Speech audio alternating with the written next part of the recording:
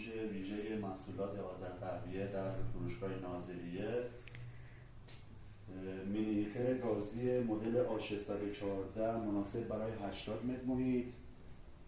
هیتر گازی مدل A618 مناسب برای 120 متر محیط. هیتر گازی A630 مناسب برای 250 متر محیط و هیتر گازی A650 مناسب برای 400 متر محیط.